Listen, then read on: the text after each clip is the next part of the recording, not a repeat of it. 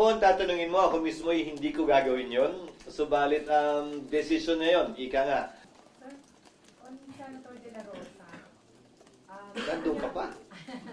May sabi niya, tawag dito, sabi niya kasama sa mga posible niyang gawin yung magtago, hindi siya magpapahuli sa ICC, despite nung assurance ninyo na pwede naman siya mag-stay dito, subject to... Hindi ICC naman ang manguhuli sa kanya. Lokal na kapulisan ang manguhuli sa kanya.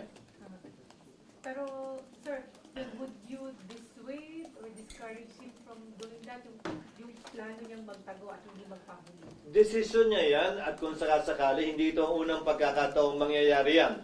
Nandito na rin kayo, kung maalala nyo, nung naganap yan sa isang incumbent na senador sa katauhan ni Senator Ping Lacson, kung saan humigit kumulang 14 na buwan siya na nagtago hanggat hindi pa lumalabas yung resulta ng kanyang kaso sa Korte Suprema para ika nga ma-exhaust niya yung kanyang legal remedy sa Korte at sa dulo nga kinatigan siya ng Korte Suprema, in-strike down, kung maalala niyo yung warrant of arrest, at nung in-strike down yon, doon lamang siya muling lumabas at nagpakita.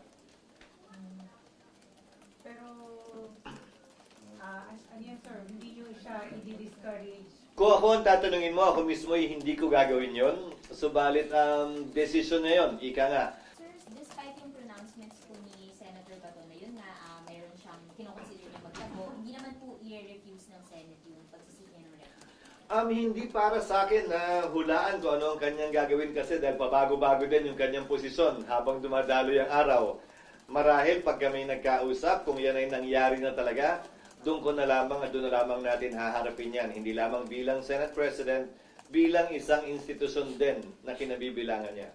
Imbes na maghulaan tayo kung anong gagawin niya at kung anong mangyayari. Antabayanan na lamang natin kung talagang magaganap yon o hindi.